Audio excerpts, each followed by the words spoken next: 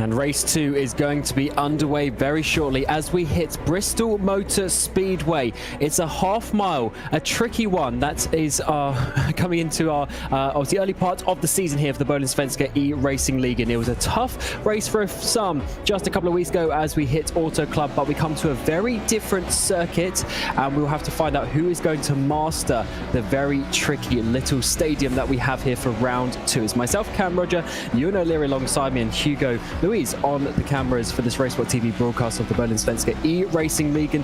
Ewan, is going to be something very, very different indeed as we hit, of course, an interesting point in the season, because the drivers just need to work their way into it and get up to speed as we go racing once more. So Auto Club last week, Bristol this week, we work our way through Kansas, Talladega, and a number of other tracks. We got double header at Iowa. That is going to be interesting. We have New Hampshire this season as well before we end the regular season in Daytona, and then 5 rounds of the playoffs ending in Phoenix in May 2025. A long way to go before we get to that. And of course, last week, or 2 weeks ago I should say, it was Alex Aronson who took the win at Auto Club and of course takes the championship lead with that.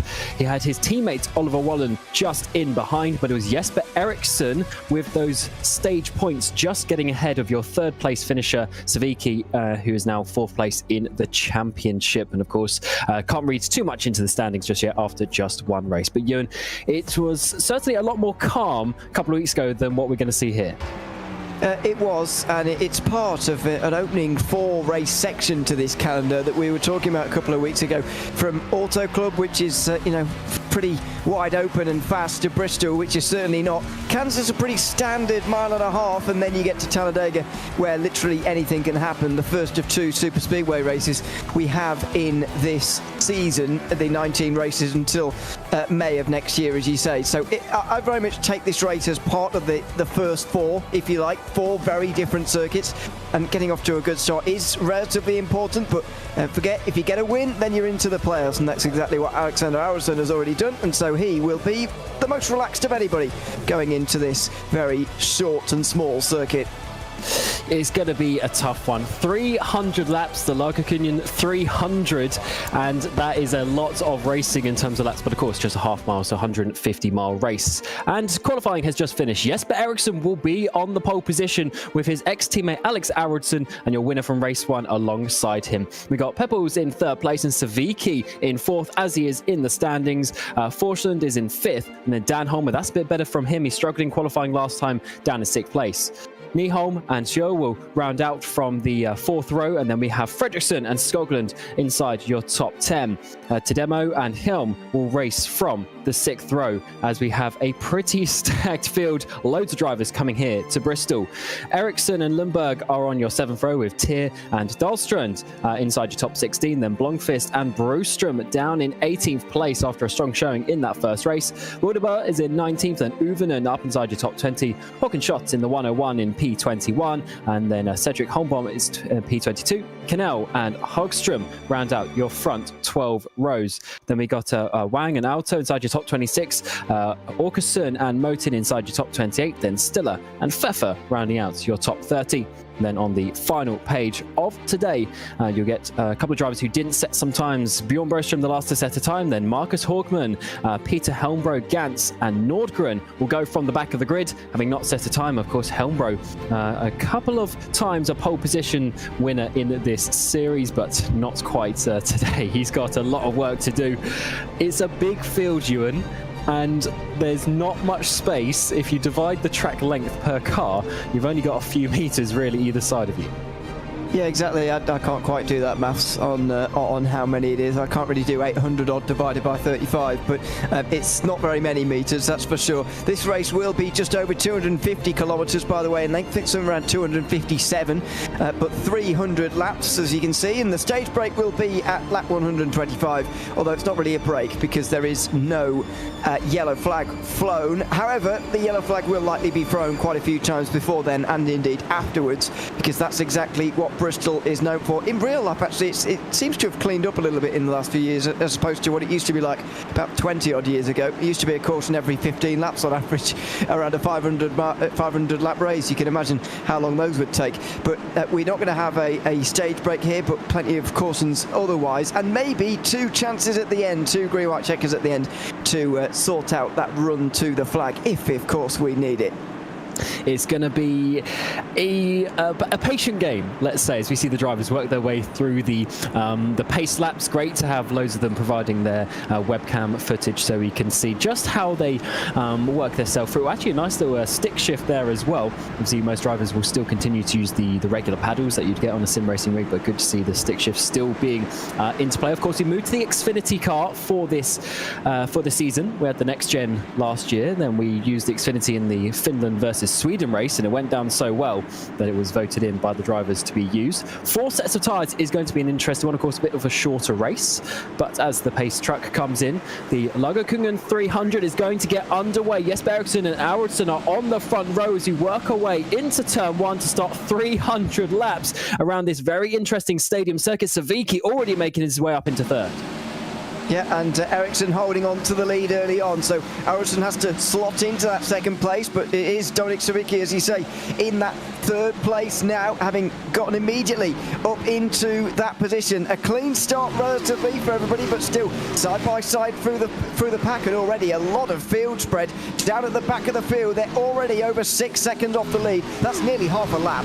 Yeah, the laps are very short, about 15 seconds. I've already seen someone drop down low. That is Eracingligan. He's had some issues. He's come down into the pit lane already, and going laps down is going to be potentially an important factor when we get further back here in towards the race. So Jesper Eriksson is leading the way from Savicki, and we'll have to see where Eracingligan comes out and what exactly that reason was for. Yeah, it must have been a start infringement, because he was not the pole sitter, and you can't normally, on ovals anyway, cross the line before the pole sitter does at the start of the race. So we'll have to get a replay to find out what happened there exactly. However, I reckon that was Alexander Eracingligan crossing the line before Eriksson off of the very beginning of this race and getting a penalty for it. We have our first caution of the day, though, and it's Dan Paples, I think, who's gone around. Yeah, it's a shame, because he was doing fairly decently up towards the front there, and this is looking a bit better from Simrace Sweden. So they've got 2 cars up there inside your top 3 of Dan Holmer in the 79, just rounding that one out. So Eracingligan will have to go, of course, to the back of the line. And I mean, how many cautions are we going to see, Ewan? It's going to be a game where we have to, a game on track where we have to see the drivers really sort of take everything with a pinch of salt and just wait until those last maybe 20, 30 laps to work out really how this race is going to go. Yeah, we are. It's going to be quite a while, I would say, until we really have an idea as to who's going to win, as we try and figure out here who's quite at fault for this caution. Dan Paples dropped down a few positions. I'm not sure he's the root cause of it, though.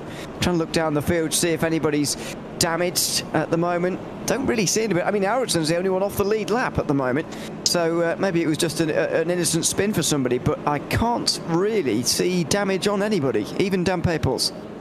Yeah, I wonder for, well, not just Eracingligan, but everyone else as we go later in the race. It seems like Motin's coming down pit road.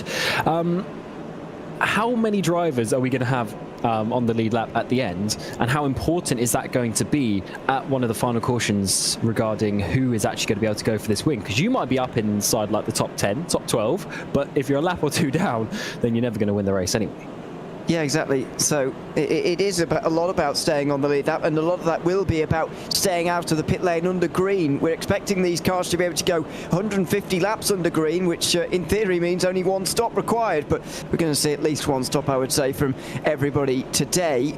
And we're going to see when we get to that 150 lap mark, people coming in to maybe try and go to the very end. I'm not sure whether that's really going to be the call, or whether that we will see late stops. Again, it depends how many stay on the lead lap, but staying out of trouble, staying out the pit lane under green is the real key around here.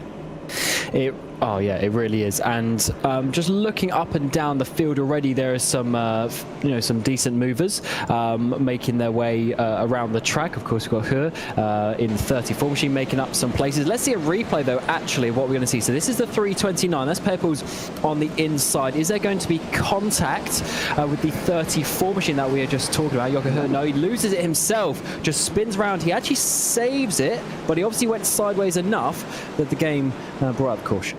Yeah, that's quite a rare one. You don't always see that these days with a spin like that. You don't often see cautions being brought out for that, but we've got one, and so it's our second of the season, incidentally. We had one very early on.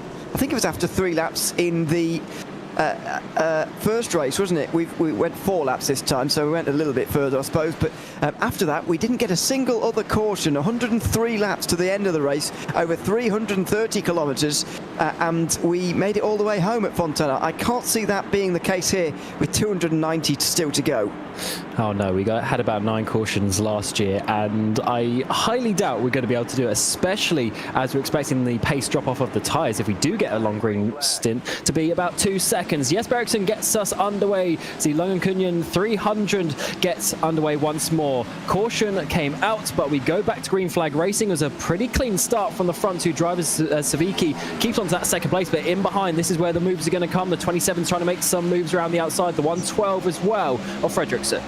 Very close there to a spin in its entirety for Helm. He held on well though, round the outside here through a couple of the corners for Forsland as he tries to make his way through on Daniel Holmer for what is 4th position. These two were together from the very start, really. When the green flag dropped, they got together, and now they're battling again on this restart. Good run on the exit there from Nyholm as he gets down the inside of Homer now as well. There's going to be so many of these battles appearing and disappearing so quickly, because as I say, the field spread is huge around this circuit. They get stretched out so easily that within 2 laps that they're covering half the circuit already.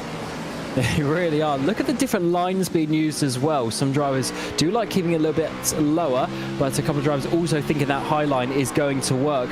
And of course, it depends how you want to race as the caution comes out once more. Second one of the day on lap 15 of 300. The 101 slightly off the track there, and trying to see if any of the drivers exactly are going up and down. Wildeberg, he did lose a space there as well, as obviously we'll try and work out what brought out this second caution of the day. It looks pretty clean up towards the front though, but when you're further down the back, you really need to be trying to make some moves, because you don't really want to go a lap down or really get involved in any of those shenanigans.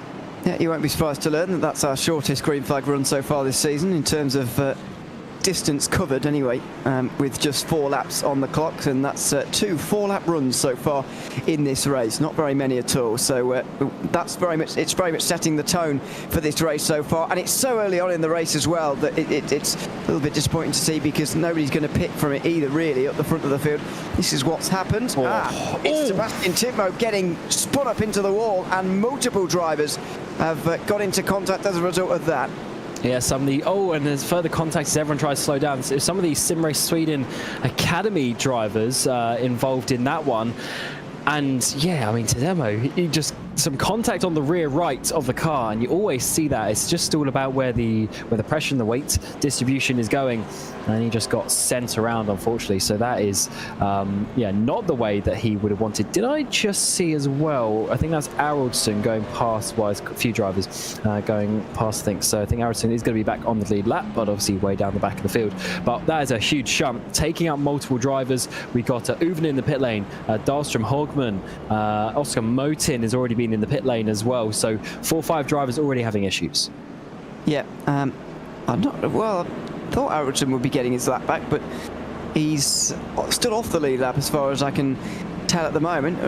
So I don't really know what's going on there, but there will be some long stops here. Oscar Motin is already having a pretty long stop. Tidmo will for sure be down there for a while as well, trying to see the other drivers who were caught up in that and who actually made contact on the way through, as you commented at the time.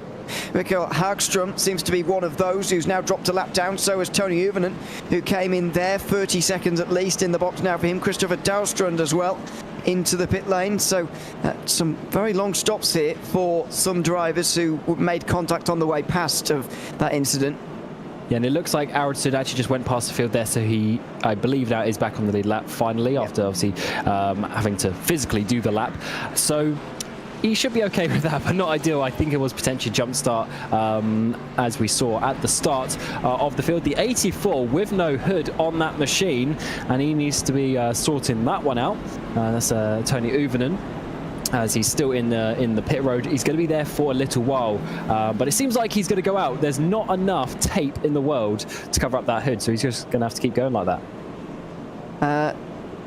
Yes, well, you don't see it very often, that anymore, but there you go. That's what it's going to require, unfortunately, and that's not going to be the last car either that we see today with lots of damage on the front. That's absolutely for sure. So that's what you always see at Bristol. The car's absolutely wrecked at a point, and so that's only the first sighting really we've got of it, but we've got a long way to go yet, and there'll be plenty more instances of that, I'm sure. Absolutely, as the lights on the pace track go out, they line up side by side. Look at all of the sim race Sweden cars there on that inside row as well. They're stacking themselves up towards the front. Of course, one of the academy drivers on the outside as well with Forslund, and it's the 37 who's going to be getting us underway from that pole position. Another great restart. Savicki is going to follow in behind in that second place, and as we come through for the next restart, let's see how many laps we go green this time. Yep, exactly. We only had 4 laps in the green flag running so far in both of the 2 runs. This is the 3rd attempt now after some more caution laps, so we hopefully will get a little bit further than just 4 laps, which is effectively just 1 minute of racing, by the way, and unfortunately we will not. Only 1 lap this time under green before a caution again. Yeah, of course, didn't quite see who that was that brought it out. Did see a couple of drivers swapping. Maybe that might have just been because of when they were slowing down, speeding back up. Let's get this. So it is Åkesson in the 086.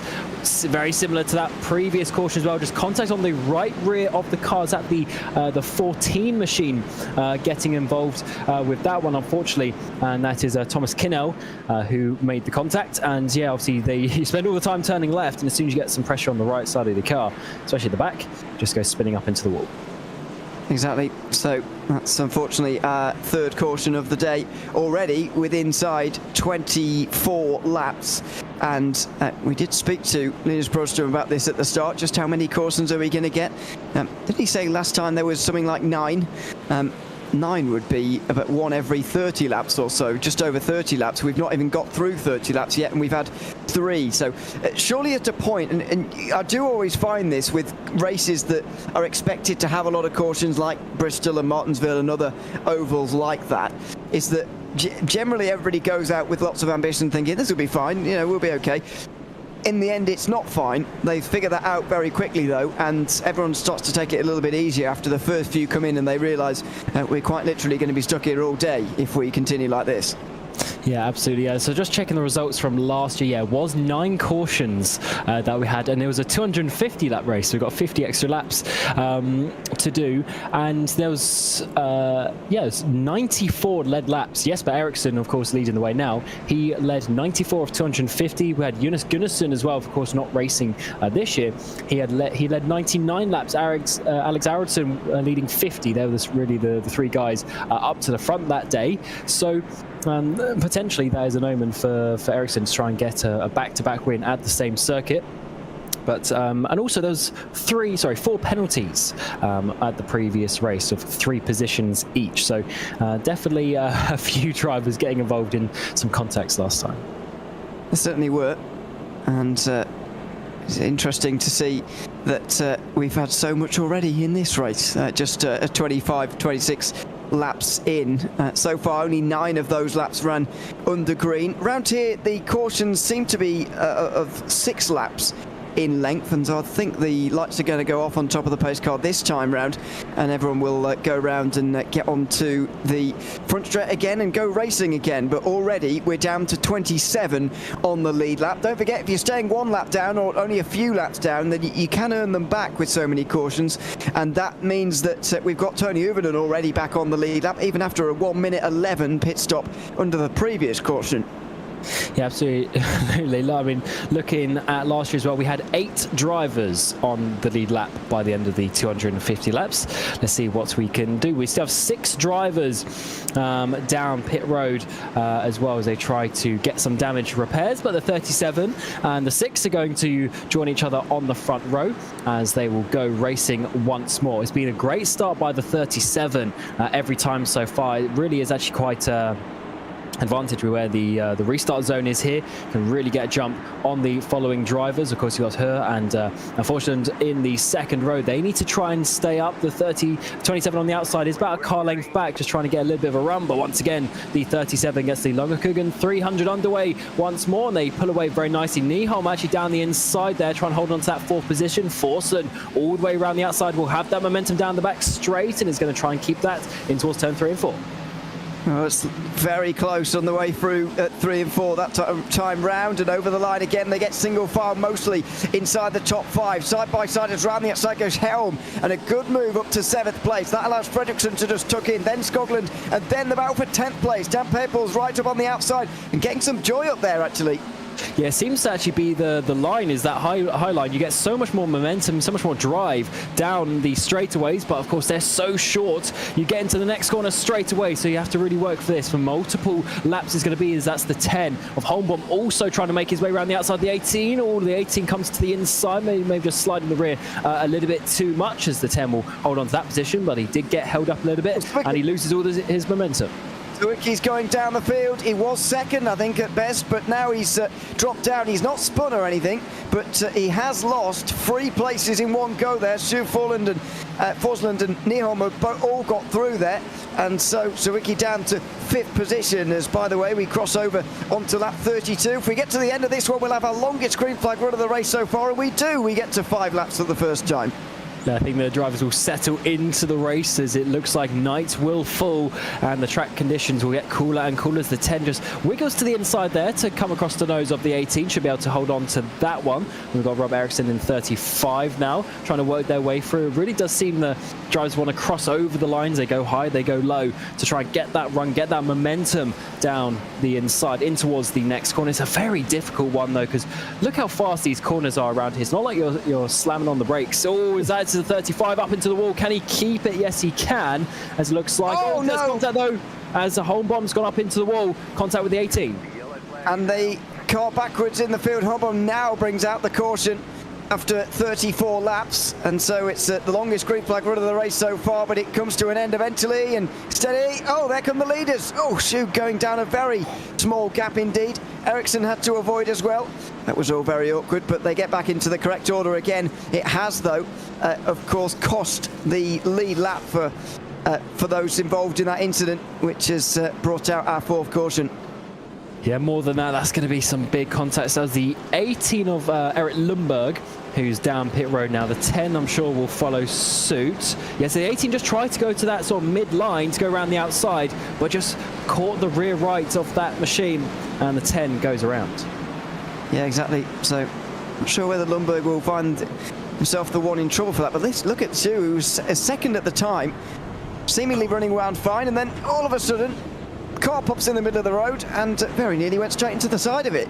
Yeah, fortunately, obviously caution was out by that point, so his position is secured as such in terms of the line, because if that was still green, then maybe a few drivers would have centered down the inside. But it's a bit of change at the front. So as you were mentioning, Ewan, on that run, Sawicki's he's dropped down a few positions. He's the red car at the very top of the screen there, just not able to hold on to that position. Holmer's dropped back. He was up towards P2 or P3, I should say, at one point.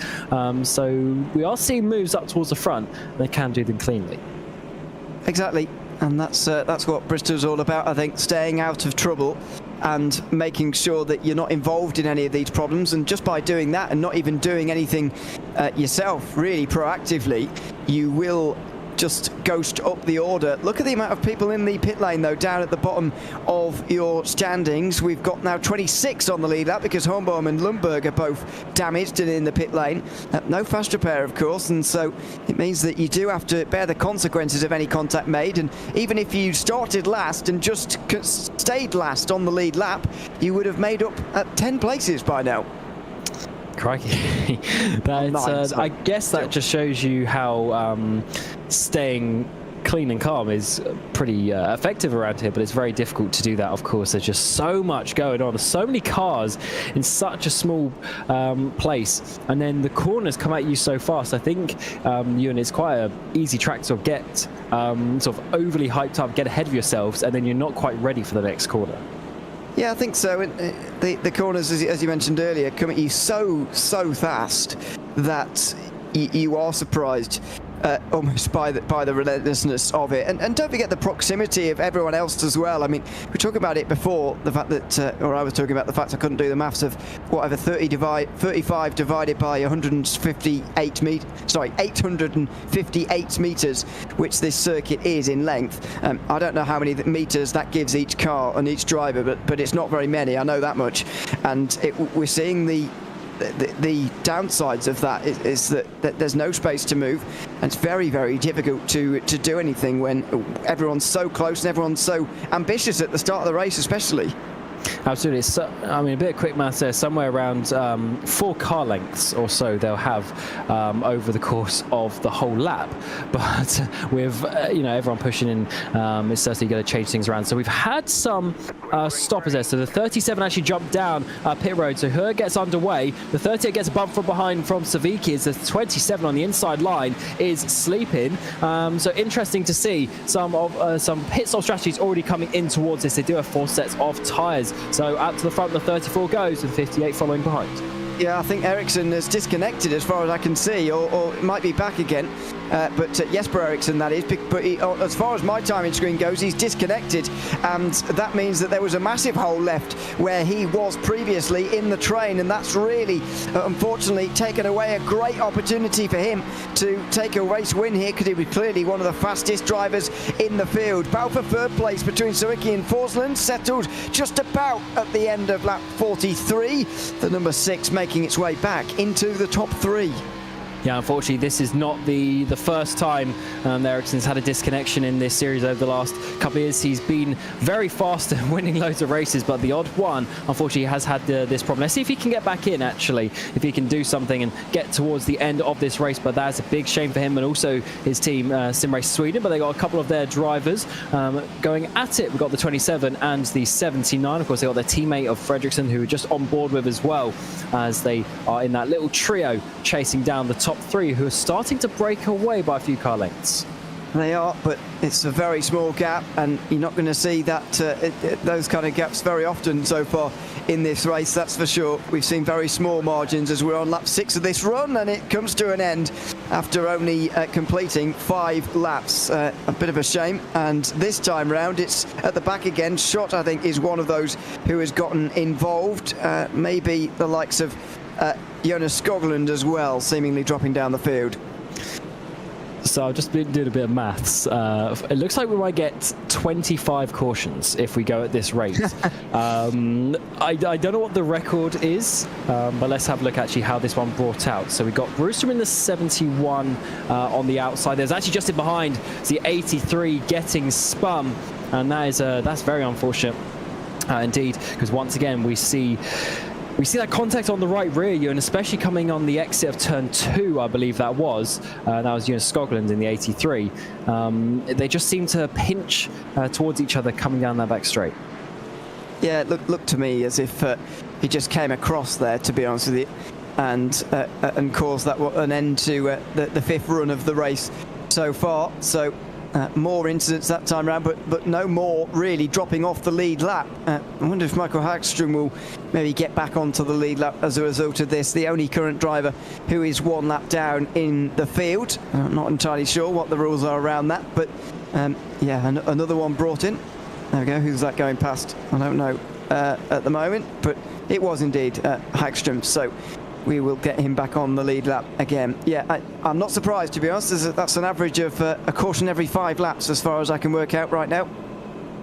Yeah, absolutely. And then we get sort of the 5 laps under the pace truck as well, and then we'll go back racing. So of course the situation is, as we've been mentioning earlier, fuel tank will go roughly 150 laps. So in theory you can do a 1-stop. However, with all these cautions and how things work out, maybe we're able to go longer, maybe we're able to not, or maybe it's a situation where at some points, because of the tyre wear, you're going to need to pit. They do have 4 sets of tyres, so they've got plenty of opportunity for tyres here in terms of the fuel tanks as well. So there's actually quite a lot of things that you can do, Ewan, but at the end of the day, you want to stay on the lead lap. So you can't just pit, pit and then go multiple laps down, especially if it's under green, then you're really going to be struggling. Yeah, exactly. But this is where the drivers at the back of the field actually have an advantage, because at this stage in the race, I mean, maybe it's still a bit early for pit stop schedule, but we've got 3 sets of tyres to go on to. Now, again, splitting the rate into quarters maybe, you can pit in about 25 laps at the back of the field, not really lose out on any track position and get the benefit from the tyres, whereas those at the front will lose a lot of track position if they decide to take on some new tyres. So they're at a real disadvantage as far as that goes, and that really sets them back, I think. So it's going to be interesting to see just how long those guys leave it. If I was at the front of the field right now, I'd be looking at lap 125, thinking I'm going to get to the stage points, make sure I'm in the top 10, get some of them, then come into the pit lane for the first time after that, then come in at some point in the next 100 laps after that to go to the end of the race. I wouldn't leave pit stops too late unless there are really few drivers still on the lead lap by the end. And hopefully we get to a situation where we have new drivers and new tyres at the back of the field coming through with that 1.5, 2 seconds lap pace advantage. That would be quite something to see some drivers making up some positions. But we get the 34 who's going to take us underway once again. And actually it was Nihal on that outside row. He's got a good jump. Can he keep Savicki on the inside? Not quite, as we work our way through turns 1 and 2. Looks like the green car is going to be able to hold on to that one. They've actually pulled away just a little bit, but Savicki still trying to hold his nose down the inside, trying to make him work for it, but he's going to have to keep inside 3rd position just now. Yeah, and you commented on it in the 5th run of this race. This is now the 6th. The front 3 did get a few car laps over the rest, and they're getting it again. Oh, Dan Peoples, not for the first time tonight, getting really loose through 1 and 2, I think that was, and he will lose place. He loses his top 10 just about over the line there as a result of the sliding around. And if you've got that loose of a race car already, then you'll be hoping that the conditions continue to cool down in the night here, and maybe you can adjust a little bit in the pit stops. However, it's going to be very, very tricky to do anything about that if you're already struggling to keep the rear end of your car under control. Yeah, absolutely. It's a tough situation for the drivers as well to just keep going stop, start, because you have to switch your brain on, and all of a sudden you're going 130, 140 miles an hour once again. Very difficult situation for them, but that is what they're here to do, and they are fighting for the championship. It's just the 2nd round of the season. Remember, the Bohlin Svenska Eracingligan, they haven't quite got up to speed with this series just yet, as we see his onboard camera been working his way through and trying to make himself back inside the top 10. Yep, and look at this, it's so busy around the circuit at the moment. Dan Peoples just trying to make his way up into the top 10. Holmer very nearly allowing him to, as he just dropped out very briefly because of technical problems, but he's back again now. And fortunately, Jesper Ericsson's technical problems are the only ones we've seen so far. He's now 18 laps down and so far showing no signs of re-emerging. Yeah, it's a big shame. Big shame for Jesper Ericsson, a driver who dominated the regular season last year, but then wasn't able to clinch the championship with the playoff system that we have. And of course, he was able to win the Formula 4 road course series as well, that we will have starting up next week. This time in the IndyCar. It's going to be a nice year of racing for Bohlin Svenska Racing, and let's see, of course, how that one goes. But yeah, for Ericsson, regarding this series, he starts out strong. It's very strong last time out, but with the loss of the points this time around, he's going to have to obviously do some making up, and then try and do that with the upcoming races. Say it quietly, but this is now the longest green flag run of the race so far, at 8 laps now, so that's good news. But we're going well so far, looking from the back of Nicholas Helm at the battle for 8th place, as Broström tries to hang on here from Hagman in the number 12, just looking around the outside. Quite interesting that Broström has found his way up here, to be honest. Qualified down in 18th position, did Linus, and now inside the top 10, looking fairly comfortable.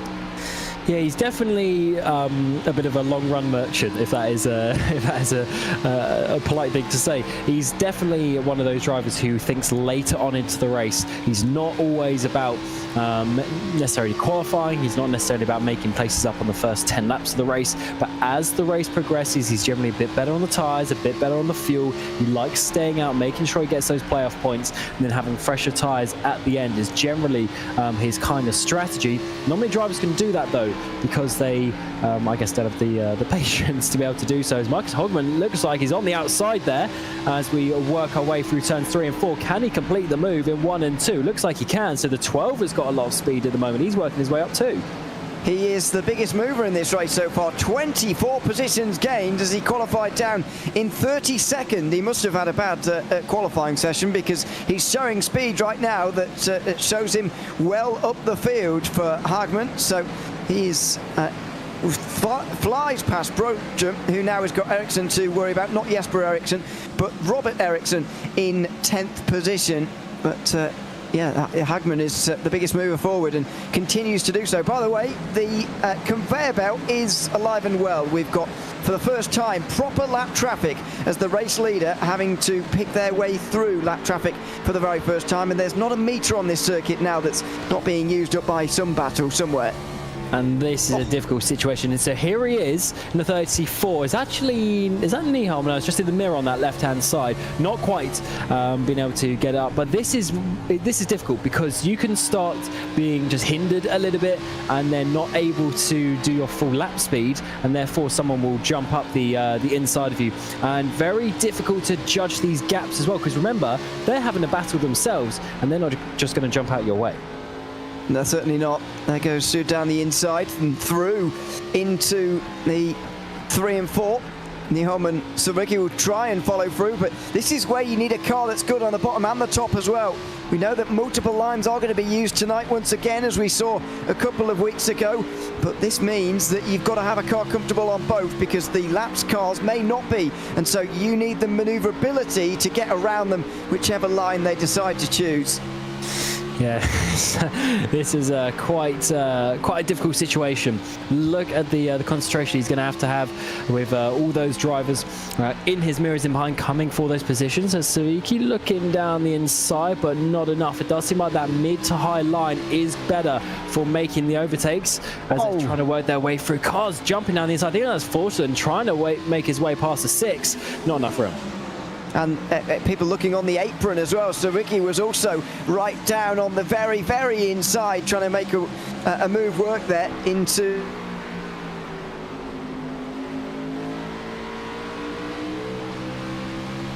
Now, what a great situation we've got. What a close race we've got. And you can see the battle scars already for Sawicki on the rear left there. He's a little bit crumpled in. Here goes Forsland. He certainly does. Is there enough space for the 6? No, the 6 is actually slightly blocked by the 10 on the outside. This could get tricky as we come down in towards 3 and 4. Big send up the inside from the 27, and the 6 there not being held by the traffic, but they squeeze themselves up as we come down the front straightaway, but the 27 completes the move. Well, the 10 was just running its own race there, really, and couldn't really get out the way. Sawicki not out.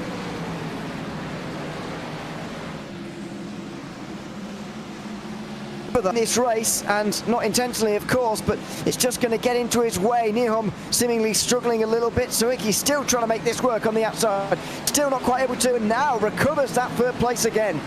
Certainly does, as this top 4 are all within a car length of each other. Lap 78 of 300 we go. The 6 sends it in towards the corner. Can he keep it on that outside line? The 58 is going to have to hug this inside, but look at the run from the 6. He might have the speed to get the 34 for the race lead very shortly. It looks like he's got the better tyres at this point. He's got up into second place. Can he then dive on the inside to get this lead? I think he has kept his tyres a little bit better than the 34, as Her on the outside is going to have to hold on.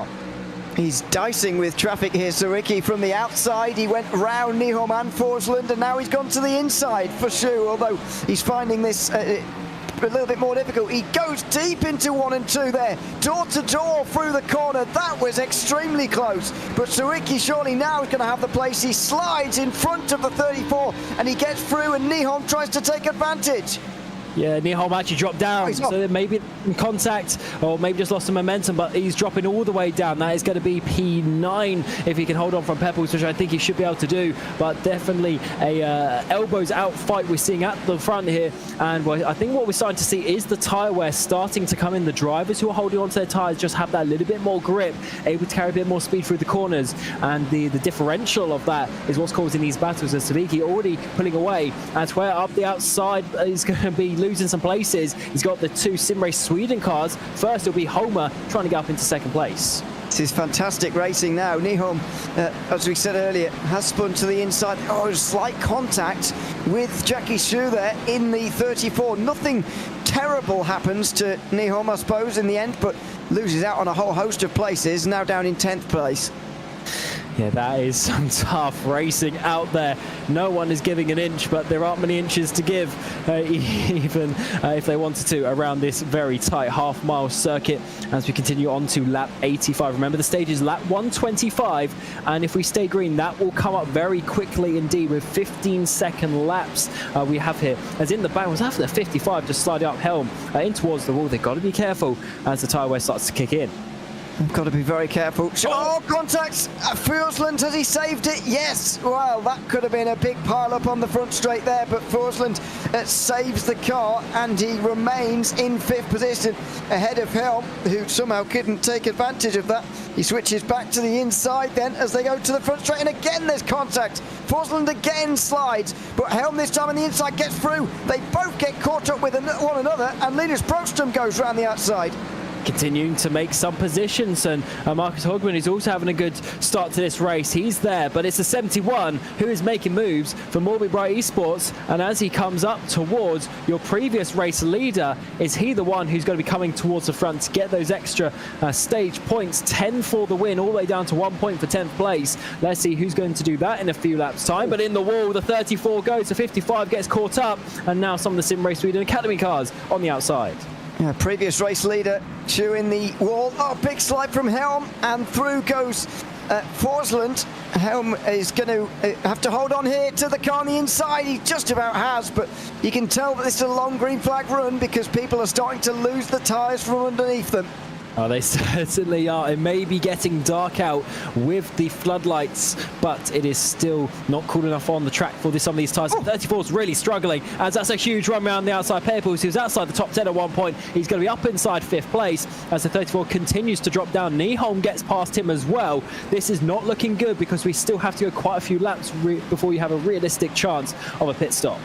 Yeah, there's going to be lots of stops if there's at the next caution, no matter when it comes. If it's now or in another 50 laps or so, there will be lots of stops. But as I said earlier on, you have to stay out of the pit lane under green flag conditions. And so Schuer's very much made his bed here, and he's got to have to lie in it now for the next few laps. Forsland as well has sort of got stuck up on the inside, and he's dropped backwards and backwards and backwards because of maybe his tyre life as well. So this is proving to be pretty tricky now. Magnus Hagman as well has not made the progress he will have wanted in the last few laps. I reckon he probably went out a bit too hard on his tyres too, while he was making up 24 places at best. Oh, this is getting tricky. Look at the cars wiggling around, and that is not by choice. They are definitely starting to struggle a little bit. We go on board with Fredriksson, who's currently in P3. He's got teammate Holmer ahead. They're both trying to chase down the 6, who is a good few car lengths up ahead, actually, pulling away. He's looking really good longer and later into this stint as we're closing in very quickly on lap 100 here at Bristol, and it is definitely getting to that point of the stint where the drivers are struggling, going right up to the wall. Does he have the tyres to go down the inside of his teammate? Yes, he potentially just about does, but he's not going to dive it on his teammate, you'd expect.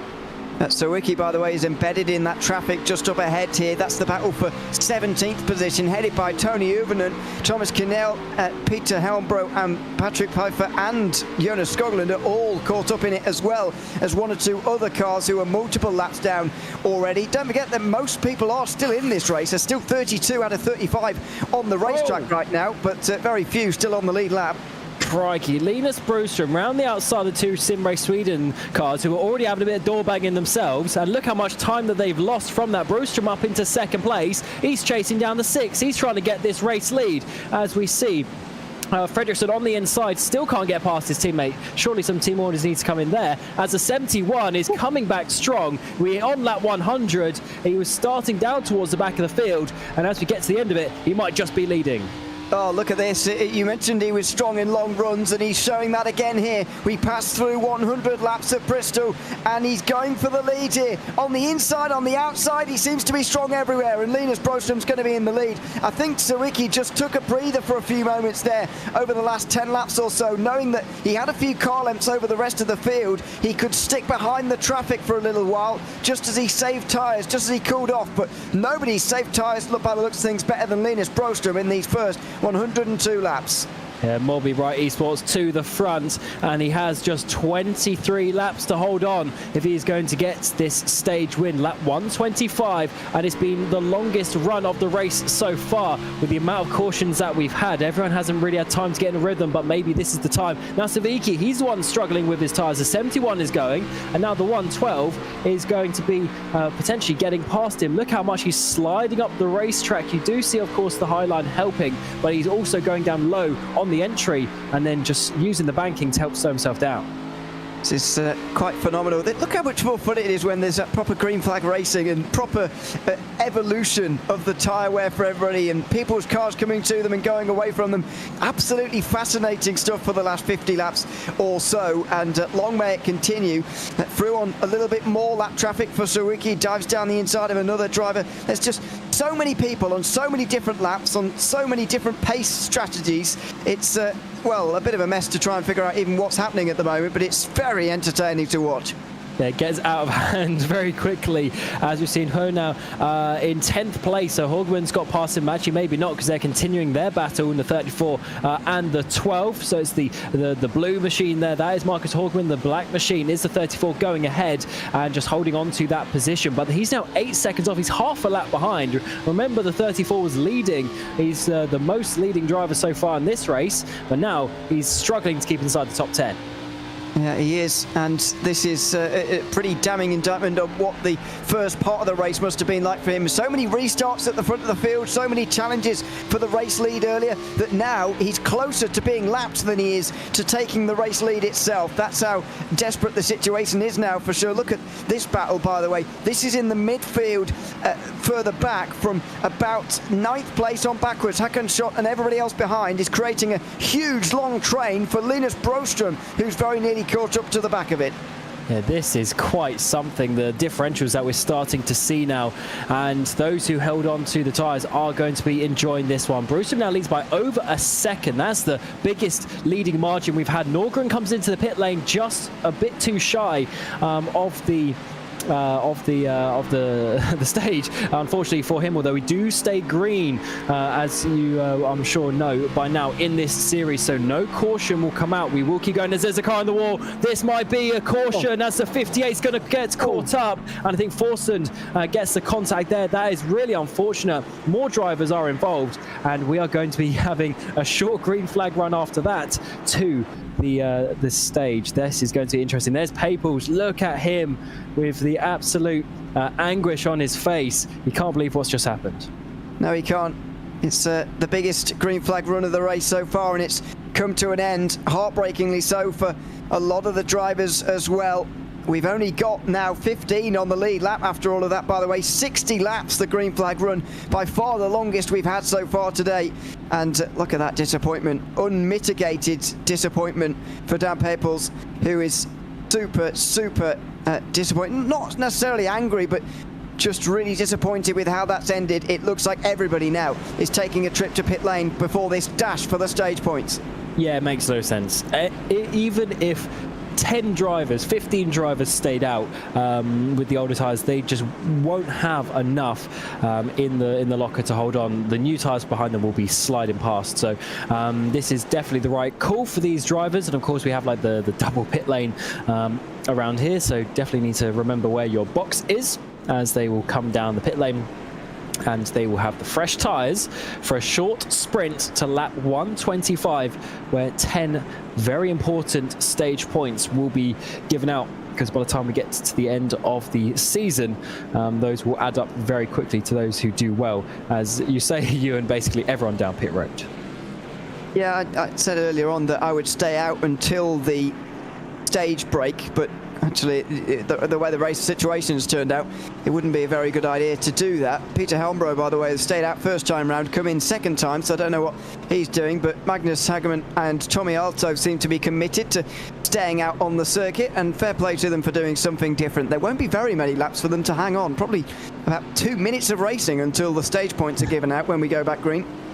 Yeah, not too much time. So at the front of the line there is the 24, who of course had a bit of a jump start, a bit of a penalty earlier. He has now been in that pit lane for 33 minutes. To demo as well, 37. So don't think they'll be coming out. Let's see how this happened. The 329 made contact with the 83, and that is what sent them up into the wall. It wasn't the most contact. Then the 18 and the 38, huge contact afterwards. So that was a Skoglund who he got into the back of. And then the 18 is Lundberg, and the 38 is Gantz, all getting involved. Yeah, real shame for Dan Peebles, who unfortunately is involved in his second caution of the race. Brought out the first one, of course, by spinning around and was, I said at the time, quite lucky not to be hit, but that's exactly what happens when you don't get quite as lucky on that occasion. Absolutely slammed into by Erik Lundberg especially, who is already 30 odd laps down and will be maybe another 30 odd laps down after the repairs are taken on to that machine. A real shame for both. Absolutely. So it looks like we're going to be going back to green, but remember the two on the front row, Hogman and Alto, they haven't stopped.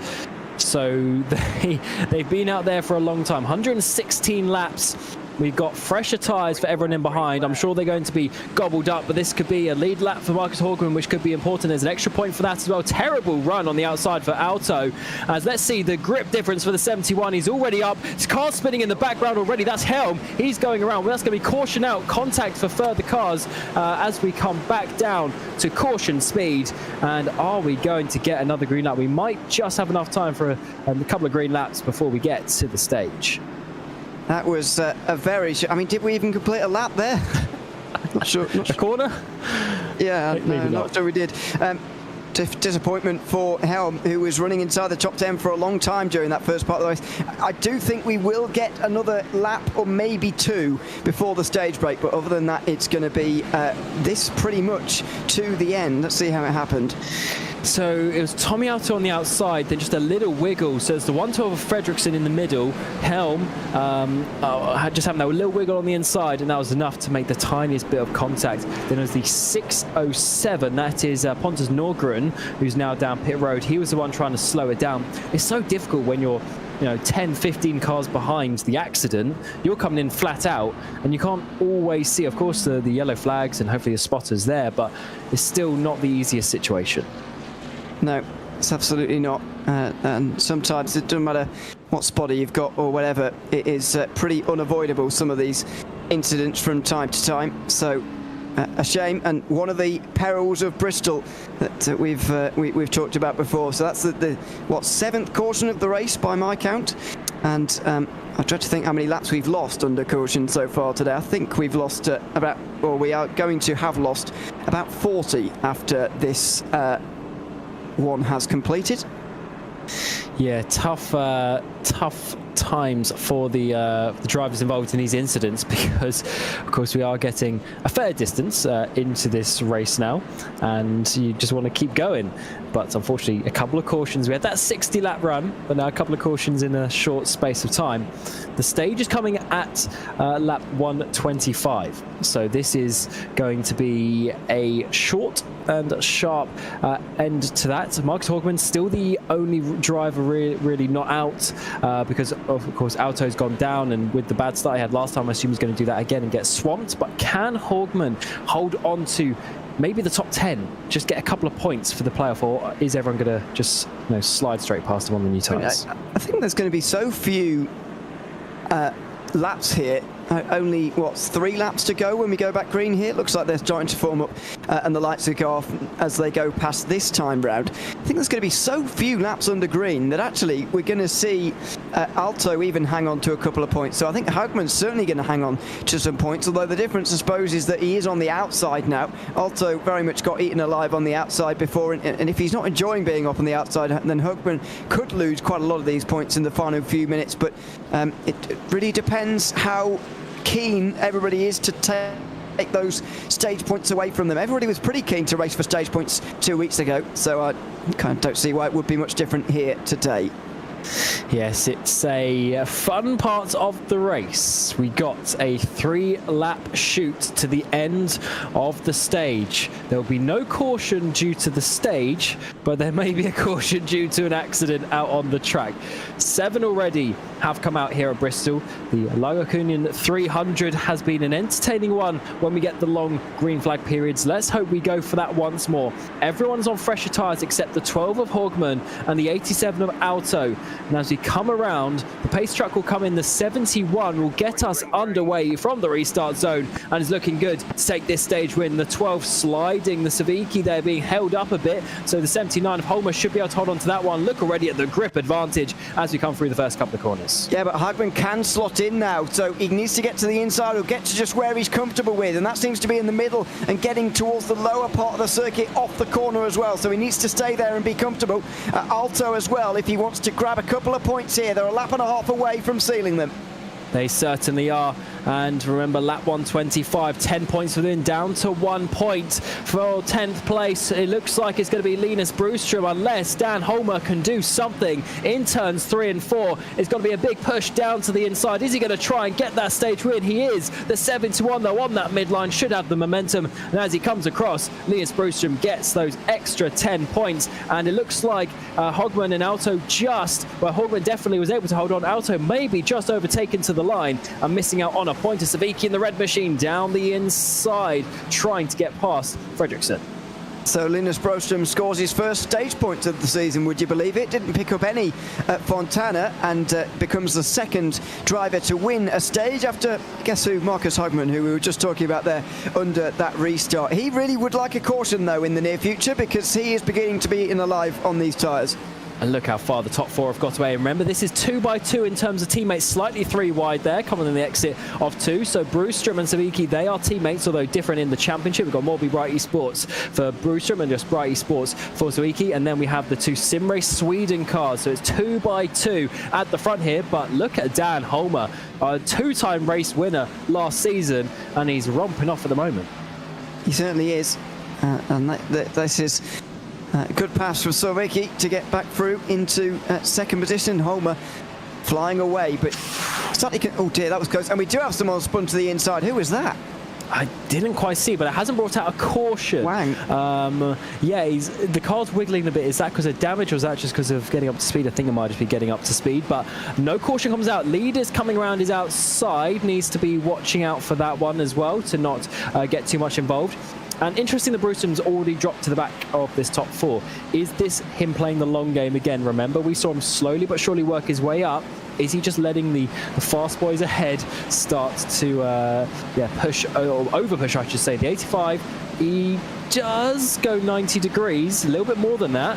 Doesn't go into the pit lane, but that was not enough to bring out a caution.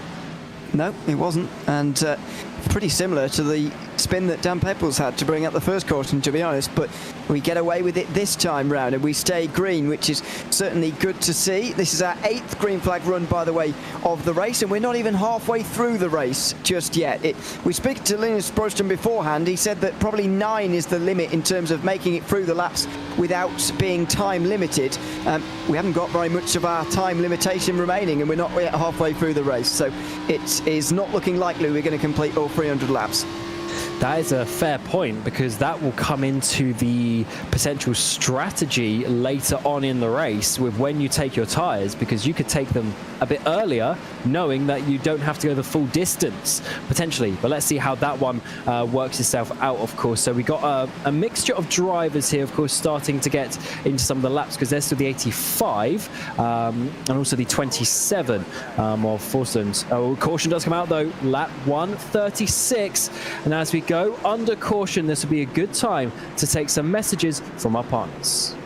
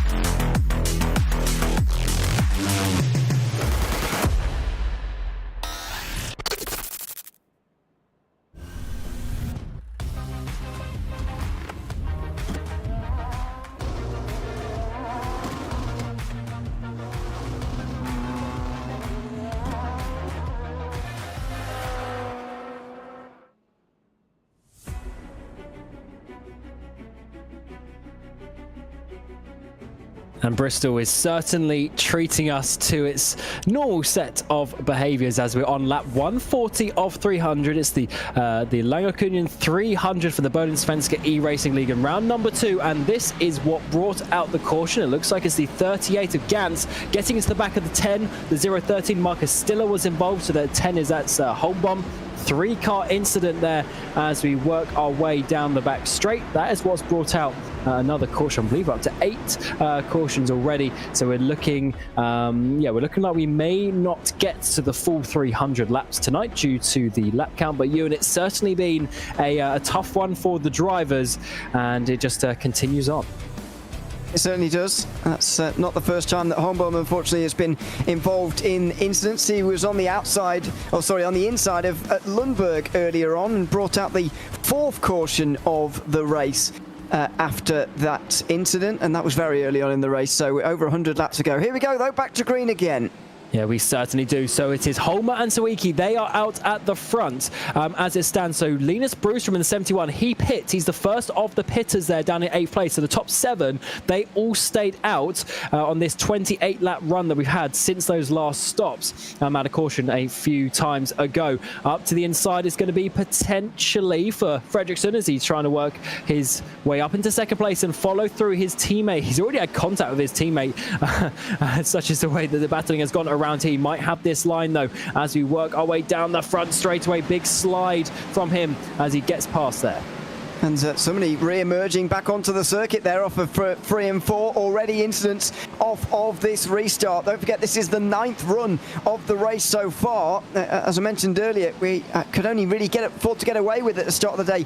8 or 9 cautions, and we're not even halfway through this race just yet. So time limitations may well come into this. Only at the moment, the top 7 out there on the older tyres. And at the moment, the others not able to make much of an impression on that. Going to be very interesting to see, first of all, when that top 7 come in, but also whether the bottom 7 come in again at all.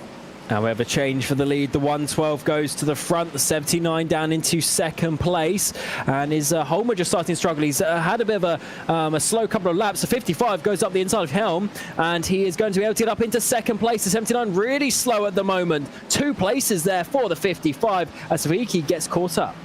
Yeah, and that's good driving again from Helm, who somehow has recovered from the spin he had only... what was it, about 20 laps ago, less than, probably, just around the stage break, and made small contact, of course, to go around, but back into second position again and chasing down Fredriksson for the lead. Here's Sawicki and Holmer side by side over the line, and Sawicki is going to take that position, so Holmer losing 3 places since the restart now.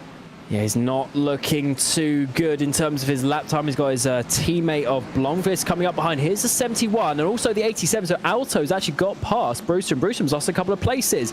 So remember, Alto, he stayed out for the playoff points. I think he might have just missed out, unfortunately, P11 at the line. But then with this next caution, it's put him back on the fresher tyres, and he's actually potentially in a better position now. So it's not been the worst strategy in the world. He's fighting up there inside the top 10. There's Marcus Hogman in the blue machine. He's now in P10 after his strategy similar to Alto as well. So they took a bit of a risk, and they might still be able to get some decent points today. Yeah, we know, though, that Broström will take it easy earlier on here, and he will come to life later on in the stint. He's already proven he can do it once, and was, of course, the stage winner of this second round of the championship. So we know that he can get stronger as it goes on, but Alto, I think, is going to lead again and lead another lap in this race, I would expect, because of these new tyres, especially depending on if this green flag run goes on for a long time. Who's going to lead the next lap, though? Helm looking for the lead now on Fredriksson into 3 and 4. And he's on slightly fresher tyres. He's got 6-lap fresher tyres, but Fredriksson is holding on. And the 112 there for Sim Race Sweden continues to lead the way. Helm is looking very good, though, in that 55 machine at this point in the race. He's feeling it, and he's coming through. Hogman gets past Alto as well. He's made up a couple of places. We're 3 wide for a moment, sliding from the 3 of them as we come down the front straight. And there's going to be a bit of a loss of position there for Alto. 2 drivers around the outside. Helm does get to the front, though, and he is leading at Bristol. He is leading again, and that's a very impressive recovery in the space of only 30 laps, from spinning around and going to the back of the lead lap to getting to the front of it and the front of the race in its entirety. By the way, only 14 still on the lead lap of this race. That's what we expected, really, but plenty of drivers 1 lap down, and I've got to say, amidst oh dear, yeah, another caution. Yeah, loads of drivers involved. I think that was Robert Eriksson in the end coming in. The 101 Håkan Schott was involved. Few drivers, unfortunately, as caution comes out again. We have passed half race distance, and we're going to continue to obviously go on here. Was that the 19? Potentially didn't quite see that card number. Unfortunately, a few drivers getting caught up, and now they just need to regroup and go once more. What we're going to see regarding pit stops, though, this time around, because you can get to the end on fuel if you do the 300 laps, but then also we're not expecting to do the full 300 laps, so you'll definitely be able to get to the end from here, as it's the 101 slides down the inside of the 84. And then is he going to come up? Yes, he is. The 84 there, that's Uvenen just being collected, and unfortunately drivers slowing down, and Rob Eriksson was involved too. Yeah, I think that's going to be on shot in the end. You may disagree, but I think that is how that's going to be viewed at the end, as we see many pit stops here. Well, a few, I suppose, for the leaders. Shot, unsurprisingly, one of them in. Edwin Forsland, as well as Daniel Blomqvist, Daniel Holmer, and Oscar Fredriksson, the most high profile of those who have made a pit stop here. But that still leaves plenty of them having yet made not having made a stop just yet. But there's been so many cautions. There's almost a different lap for everybody in terms of where they've pitted. It's all over the place at the moment. Very difficult to work out quite who's where in terms of tyre life. But on the oldest tyres at the front, so Ricky, Nyholm, and that's it of those guys. Helmer's come in a few laps later than them, but still pretty old tyres. And then after that, you get into the drivers who have put on some newer tyres more recently, like Marcus Hagman in at that 3rd place.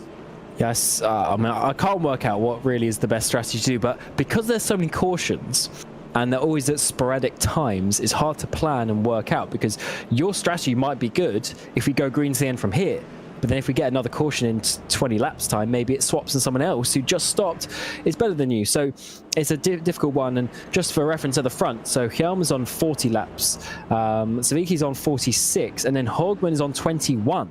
So big differences up towards the front there.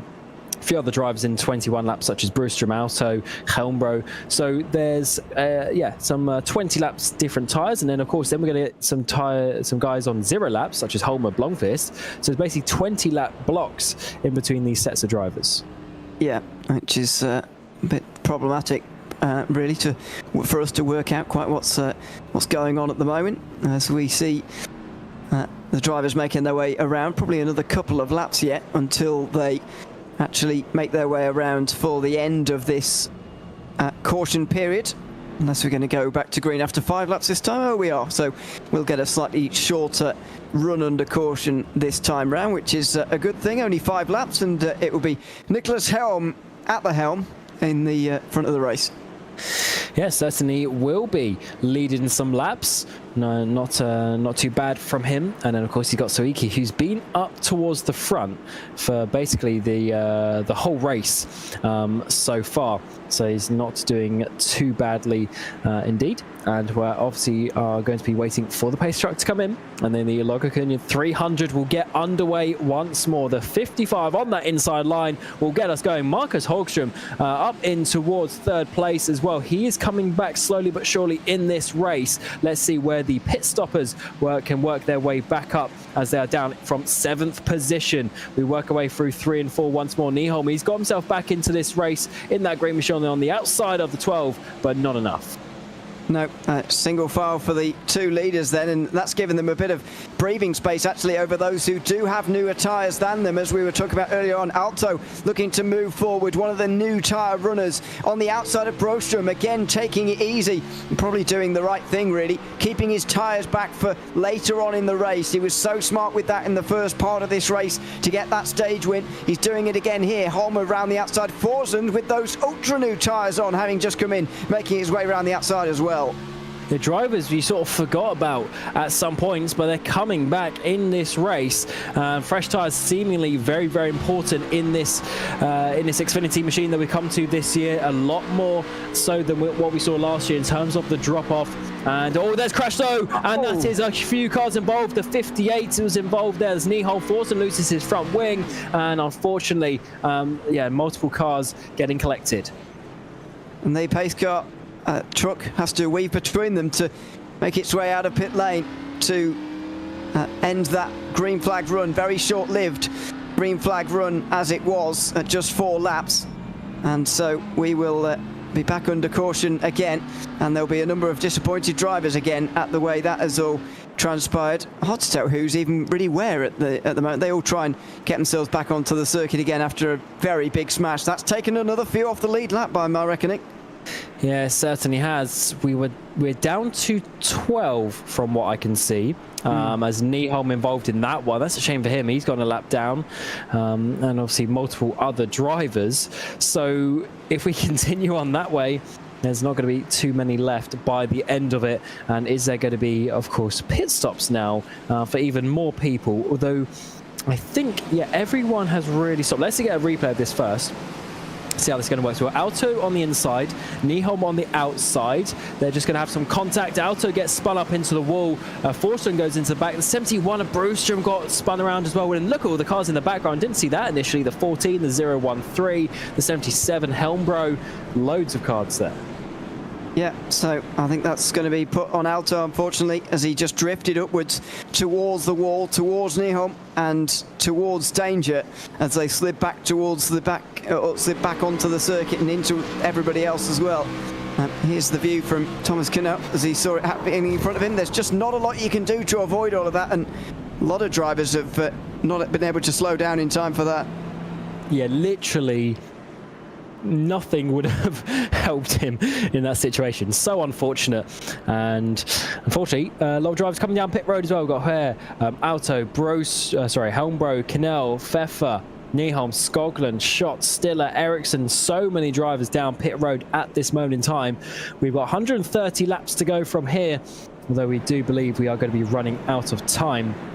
So actually, in some ways, as I was mentioning earlier, drivers pitting now, if they can keep on the lead lap with fresher tyres, I mean, Helm leading the way. He's already on 49 laps. Savicki 55. They could keep on the lead lap with fresher tyres and we have a long green run to the end. They might actually be better off despite being involved in a wreck. Yeah, I think it's a good strategy at the moment for those on the older tyres right now to keep those back for later on. Just allow that difference between newer tyres and those that are running on tyres at the moment to just grow. And with not many on the lead lap anymore, I mean, maximum 11, but we might even have less than 10 at the end of this pit stop phase. We could really be seeing a situation where you can feasibly come from the back of the race to the front of it on the lead lap anyway. In just one green flag run. So very interesting to see how they play the remainder of this race, because I think that holding tyres back at this stage is a good thing. As the lights go off on top of the pace car, it'll be another 6-lap caution comes to an end. 171 laps will be complete as well at the end of this 10th caution of the race. However, as I say, I don't believe we're going to get to that 300 anymore. I don't really know. I don't think, anyway, we've got that much time remaining on the clock. No, and looking at last season, I believe the most cautions we had, from what I can see, is Phoenix, where we had 11. So one more, and we'll be tying with that one. So we've got Helm on the inside, the 6 of Savicki on the outside. They've been the top 2 for a little while now. And look at the jump from the 55. Great restart from him as everyone gets underway. Lots of Sim Race Sweden cars coming towards the front of this field. They're coming strong in this second part of the race. We get back going once again, and down the inside in the background, it's going to be Fredriksson diving Blomqvist, where it also gets past Uvinen. Yeah, don't forget those who pitted after the 9th caution of the race have only got 4-lap-old tyres at the moment, so in terms of actual racing on the tyres. And so the likes of Jokishu and all the others or those that came in under the previous one like Uvinen will have that little bit of impetus now and that little bit of tyre life over the top 3 Hagman in the top 2 who will be on older tyres. And you can see that with the way that the field's bunching up. Look at Hagman around the outside, but that's because Savicki is in the way of Holmer at the moment. Yeah, big differential on the tyres here as they're going to be going side by side through the corners, but the 6 does not have the speed. He's on 61 lap-old tyres. Hogman in behind 36, Holmer 16. Big difference, and the run to the inside for the 12, not enough to get past this time around. Lap 175 clocks off as 200 is closing in on us, and this is a huge opportunity actually in terms of the team championship for Sim Race Sweden. They got 4 cars there inside that top 7. Can they get the run? The first one's going to be the 112 of Fredriksson. Can he get past Hogman? Not quite this time around, but it looks like we're going back under caution. We are 5 laps under that green flag run. That's the 11th green flag run of the day, and so our 11th caution as well now brought out after all of that. So as I say, I'm very confident now we're not going to get to the end of the actual allotted laps that we're supposed to, although I think it's probably mathematically possible. We would need a green flag run right to the very end, but we'll wait and see on that front, and wait and see especially for Helm, Savicki and Hagman's pit stops, because they are still on relatively very old tyres versus those around them. Pepples, the 329, is that the 3rd, maybe 4th car incident that car has had, unfortunately, going around there, and not the day that he would have wanted, as he was running nicely up inside the top 10. A few cars down pit road, so this is kind of understandable. We've got the 6 there, Savicki, Hogman as well. Interesting actually, because Hogman was slightly better on tyres by 25 laps, but enough for him to say, let's come in, let's get some fresher tyres. And as I was mentioning earlier, if they stay on the lead lap with fresher tyres, this might actually be quite good. But once again, for it to work, we need a long green flag period. That's slightly strange for Hogman especially, because the last 40 laps have been or sprinkled within those last 40 laps. I think only 24 of those 40 laps have actually been under green. So actually, that's not very much driving on those tyres at all for Hogman, but he's clearly feeling that actually with this race going on so caution heavy, that he would just continue to get eaten alive on restarts by those on newer tyres, and that's what they were trying to avoid. Nicholas Helm clearly still comfortable with it because he's on a 60-lap stint right now, but as I say, those tyres I think were put on after caution number 6, which is I mean, I'm not expecting anyone to remember which one that is. That's the one after the 60-lap green flag run. I think after that he decided, now I'm going to come in, and after that we have seen him out on the circuit, and that's why he's partly anyway why he's in the lead now. So top left of the screen, we got 30. This is minutes remaining in terms of the time limit. We got 32 minutes and 20 seconds. And according to live timing, there's 31 minutes left. Of course, it's not 100% accurate with the live timing because it's a bit skewed with the cautions, etc. But that is fairly close. So if we go green to the end, we might just sneak in all 300 laps. But obviously, by the time we get to the end of this caution and get back underway, it is very close indeed. So now you then have to do the old endurance racing technique of working back from that potential lap count you think we're going to get, and then work your strategy on that. But with the frequency of the cautions, it's so difficult to plan anything. But this is certainly working to be a tough one for the strategists. Yeah, we're going to lose laps for the first time this season because of the time limit, effectively, which is an hour and 45 minutes, by the way, for those that are not aware, and we have not been able to complete the 300 laps. As you say, we are still able to if we go green to the very end, but that will be the biggest green flag run of the day by almost twofold, so it's unlikely. Yeah, it certainly is, and it's crazy what the speed the average speed difference is. Obviously tracks like this is just 150 miles compared to some longer races we do, but obviously so much shorter, being the short track. As Helm is going to get us underway, the Lagerkungen 300 once more. Look at the 4 Simrace Sweden cars chasing him down. Hell Racers at the front, and Simrace Sweden coming for that victory, but still 30 minutes remaining in the race. It looks like we're going to go time, but let's see how long this green flag period is. Yeah, as I say, it would need to be the longest green flag run of the day by almost twofold here if they were to manage this, but it's still possible. Inside line for Fredriksson as we see maybe a change for the lead. Oh, that was close, and you saw his camera rattle around as he had to fight the car there. Yeah, that was close to a big collision. That's where it gets past Blomqvist in the background for P5. He's slowly working his way back up after leading many laps earlier. Look at the bit of a slingshot there, but the 55 just holds on to that one. And this is a big difference in tyres, remember, as caution comes out. But we are 40 laps difference on the tyres between Helm and Fredriksson. I think the longer this goes on with short green flag runs followed by cautions, the more inclined Helm is to stay out, because he's continuing to build up an advantage for when he decides to come in and take those new tyres. His advantage will be larger. This is what happened. It was inside the top 10, and it's Stu who was into the wall, and thankfully he's not been caught up much in damage, but there was a spinner in the background as I think Stefan Wang tried to slow down. He got spun. Yeah, that was an awkward one because he kind of did a 360 and continued. I'm sure he's got a bit of damage on the car. But then obviously it brings out the caution.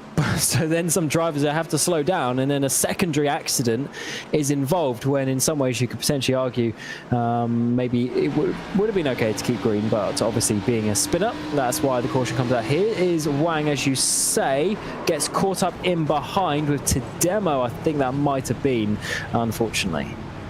That's not the first time Tademo has also been caught up in an incident, of course. I think he's many laps down now as a result of... where is he in the field? Yeah, indeed he is. He's 143 laps down, but still going to try and pick up some points after getting caught up in the second caution of the race, where he was spun into the wall, and I think by all accounts had the biggest crash of the race so far.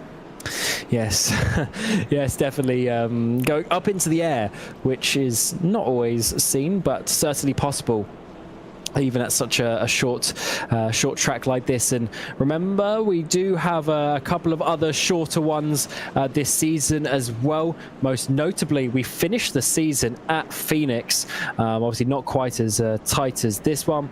We've got a double header at Iowa, which is always an interesting track as well. But we do have some super speedways coming. Well, Talladega round 4 of the season.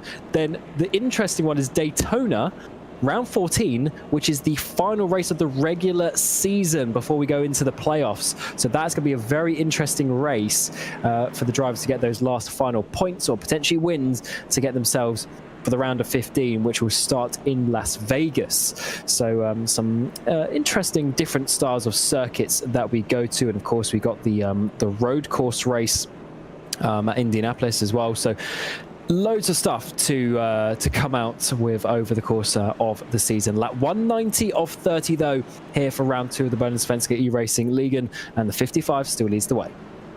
It certainly does. And so we are not too far away from going green again now, as the time ticks down to 27 minutes remaining. Our software telling us that it's going to take us nearly 29 minutes to complete the remainder of the race, and by the time we go back green, it would need to be an over 100 lap green flag run anyway, so it's not going to happen. And now we play the time game. As you say, how long is Helm really going to leave this? Surely he's not just going to play the long game and go to the very end here. I mean, it is possible, because we're going to time now, that he can go to the end of the race without stopping again, especially with the amount of cautions.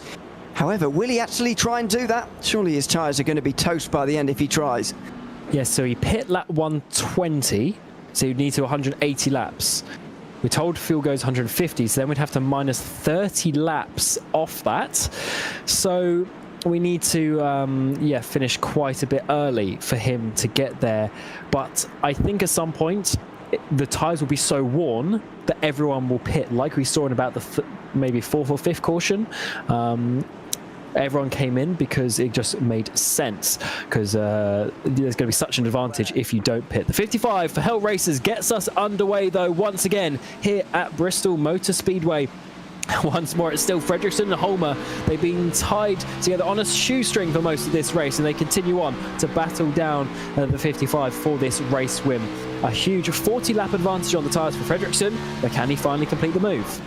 And because of the free passes, by the way, we've still got 13 on the lead lap, despite the incidents that we've had inside the top 10. Here goes Fredriksson to the inside, though, trying to be the top driver in that lead lap and can't quite do it. Helm goes round the outside and hangs on for another lap. Yes, he certainly does, but I don't know if he's going to be able to hold on in general. He needs to get these slingshots off 2 and 4. Look how high he's going to then come back down, but look at the grip there for the 112. Contact is made between them. Don't push each other in the wall, and they don't do so. But surely the 12 is going to have the grip on the inside line, but no, the momentum is good on the outside. The way that he's sort of arcing off the corners here, Helm, is and taking it what we describe on a road course as a late apex, but he is just stunting the progress of Fredriksson while doing it. So he's got the double advantage of that being clearly the ideal line for him. He likes running there, but also it stops Fredriksson from getting to the inside. And because he takes such a high entry, he can't really go around the outside either. It's a pretty good tactic. Yes, he's sort of doing the V-line, so Fredriksson's now going to the outside. He's trying something different. Is this going to work? He's got to be careful the 55 doesn't squeeze up into him, but no, look at the grip. The fresher grip there for the 112, and he gets past and he retakes that race lead. And is the 55 going to start dropping down? Because it looks like Holmer's going to try the same thing on the outside. No, in the background though, the 12 goes around.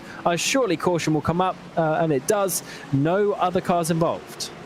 Yeah, nobody else involved, thankfully, but a devastating spin for Hagman in terms of his track position. He built that up over lap after lap after lap, and he's just seen it all go away. He's still on relatively new tyres compared to those around him, but I can't imagine they'll be feeling great after this.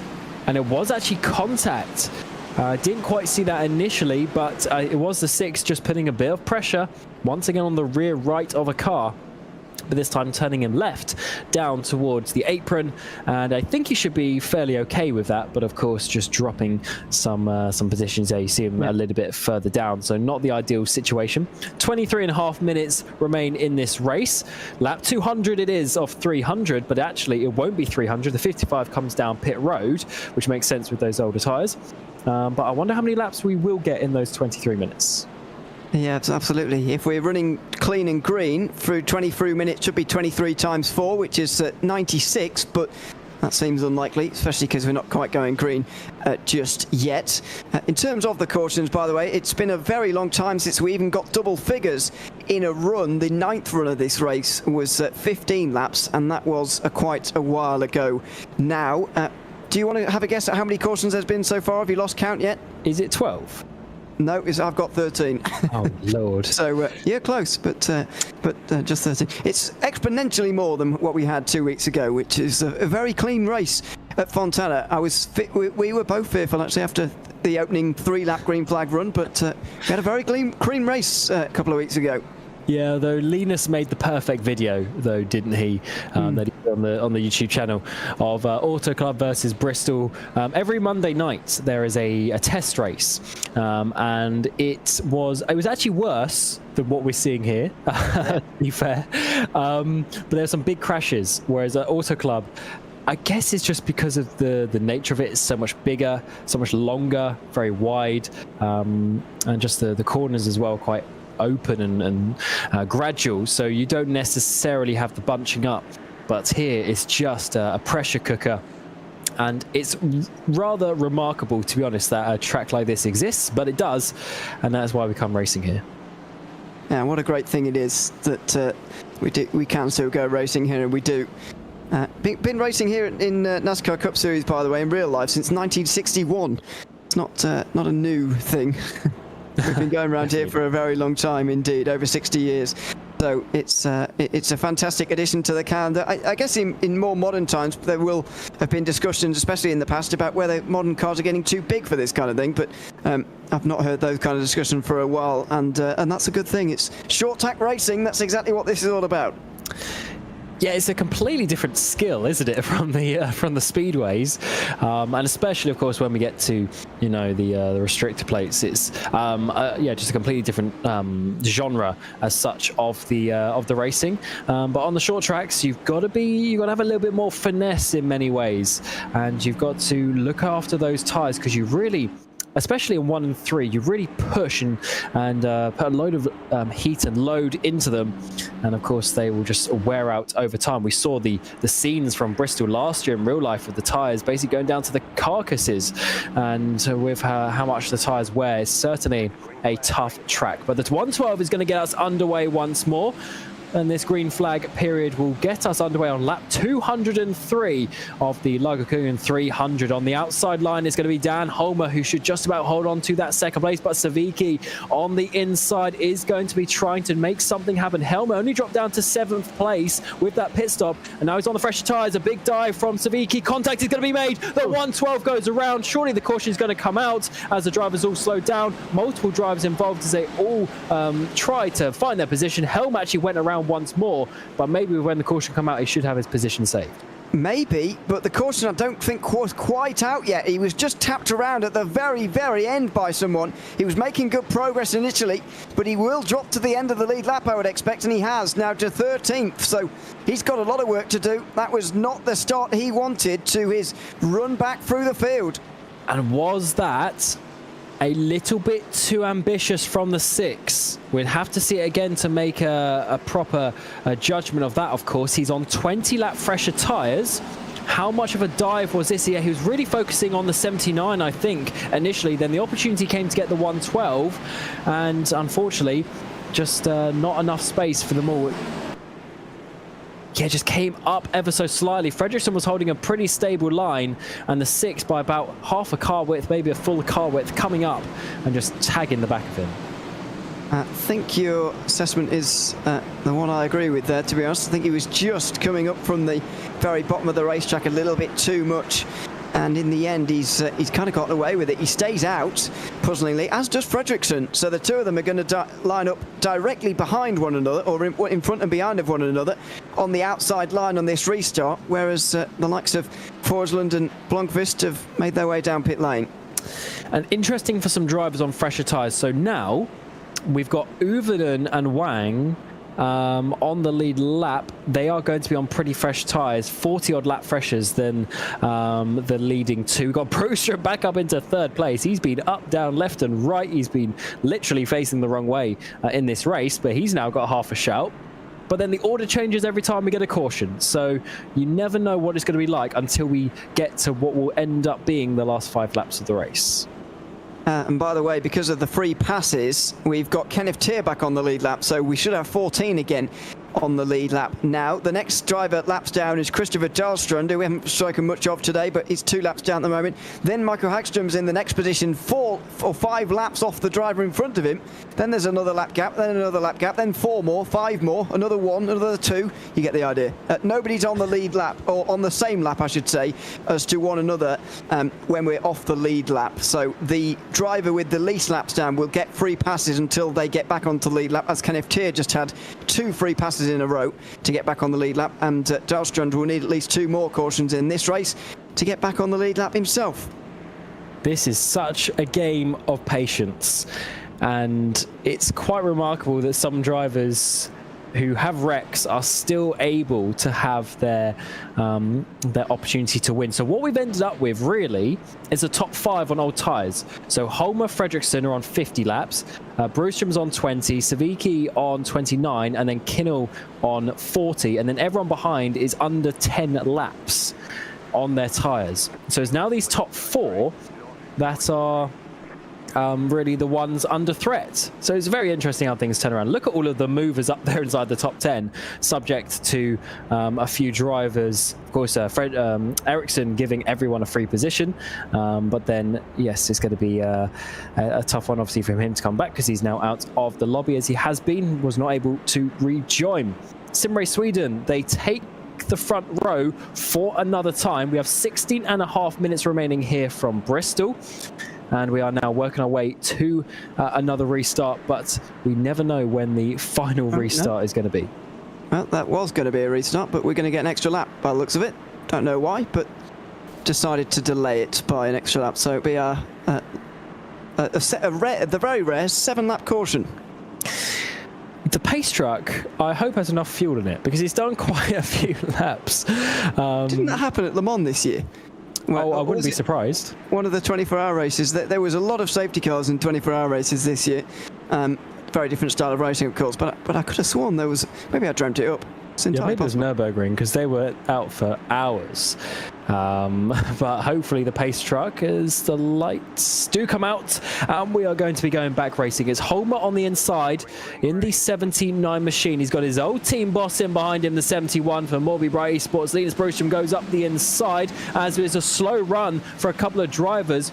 And that just held everyone back in that midfield. So Helm, after being involved in a caution, is actually up into 5th place, and he's on fresh tyres, so look out for him. Forsland is the highest one on the absolutely fresh tyres as well. We continue racing, 15 minutes to go, I should say, as the 79 leads.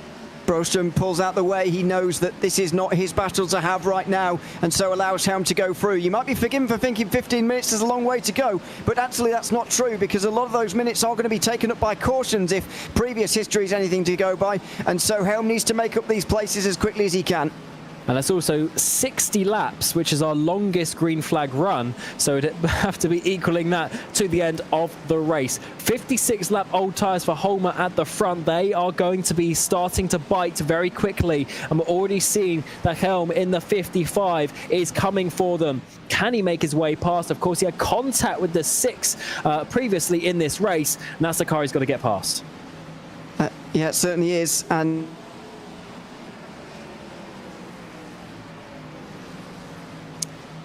And hopefully he's able to hold on to... With so little time remaining, the stakes couldn't be higher now. Yeah, they certainly couldn't. And hopefully he can hold on to that one. The 71, he's got a teammate, Aronson, out of nowhere. Oh, actually, the Aronson is, of course, laps down. I was getting a bit too excited there for a minute, but he's got himself a teammate to push him, at least, for what that is worth around here. He's going to get past Forson. The 24 actually is getting up into the wall. And hopefully the 71 can just chop that one down, and he can, to hold on. But this is very awkward with, of course, the lap car of the 24 getting involved in this battle. Oh, and there you go. Another caution. Unsure as to who that's for, actually. So that's the, can't quite read the top of that. Is it 84? 84? No, 85. That is going to be. And who is the 85? That is Stefan Wang, who, of course, it was was involved in one of the cautions earlier, just wasn't able to slow down in time, and he has brought out the caution again. 13 minutes remaining. Let's see this one as he works his way through the corner, just slide in the rear end, and I don't think anyone else is going to collect him as he was on that inside line. Yeah, he should be okay from that point of view, but enough to bring out the caution. Yep, so that's number 15 of the day, as far as I can work out. So another one brought out with the amount of laps we're going to have under caution here. That's going to take us to about 10 minutes to go. And yeah, strange call. I would have thought he'd stay out to the end, to be honest. So the lead lap is now 12 cars from what I can see. And he's on 31 lap old tyres. I think this is it's a strong choice because I think from this point the top two are going to stay out. So if there's a longer green flag run and he can work his way up, there might be half a shout there for the 71. I think everybody should stay out, to be honest. I think the track position you lose with the very little tyre wear gain that you'd get is not really worth it, especially for someone like Bristol, who gains time throughout the stints and is good at saving tyres. Don't know if this proper dash to the end is a great thing that suits his driving, but we'll see if he can fly through the field. It'd be impressive if he can, but I feel like staying out would have been a better idea. I think it might be damage. He's having a bit of a longer stop here, so he probably has damage from the previous. Yeah, his stop is sort of like 15 seconds longer than some others, so he probably had some repairs that he wanted to try and make, and obviously this is a good time to eat up some of those seconds. In that case, I will retract that because. Yeah, that's the reason why. It's not a tactical decision, clearly. It is a damage-based one, so fair enough. I'll take that back. But yeah, not many left on the lead lap now. Although Brostrom has still managed to stay on, he's one of very few now, just 12, as you say, and it's going to be a real dash again on this restart. But which one's going to be the last restart? We just don't know. So 63 lap old tyres for Holmer and Fredriksson, but that isn't 63 racing laps. But still, it's a big advantage for the likes of Brostrom and Kenneth Tier, who are at the back of the lead lap, P11 and 12. But they need to do some work. They've only got 10 minutes left to do it. How many of those 10 minutes will be under green? I'm expecting another few cautions, let's put it that way, before we get to the end. We do have... I was about to say we do have the potential for green-white checker, but we're not going to get to that point because we're not even going to get to the lap counts. So it is going to be a straight run, and hopefully we do not finish under caution in that situation as well. Dan Holmer is on the inside. He's got his teammate Fredriksson on the outside. They've been together for so long in this race. Can they secure a 1-2 for Sim Race Sweden? They got the 55 helm trying to make that not happen. And also the 6 of Suiki as they work their way through turns 1 and 2. For the Lagerkungen 300 getting underway once more. The top two have secured that for now, but the 55 is coming in strong. Yeah, exactly. It's going to be very difficult to hold back Helm in these final 10 minutes. He's already made his way past Suzuki, and now he's looking on the inside again. We know that he's strong here, but then those two at the front are taking on that line that he was using earlier on, going in high and going in late. And look at that spin as Suzuki gets into the back of Helm, who spins in front of the field. Yeah, Forsland was the one who got caught up in that, but once again the 55 and the 6 have contact as the other way around this time, and that is not ideal. Forsland, we've already seen him recovering from some contact before. He was in a decent position, and now with 9 minutes to go, the time is running out to get those positions back. Yeah, and Helmer's made a remarkable recovery there. I'm not sure how much of that was his doing or not, but he's made a very remarkable recovery to get back into that position, and he's still in with a chance in this race. Despite all that's happened before, he's still in with a chance. Yes, certainly is. Is there going to be a final round of pit stops, or are we going to just see the track position games continue? I think that is the way to go. It's been working out for them. They're going to have plenty of fuel.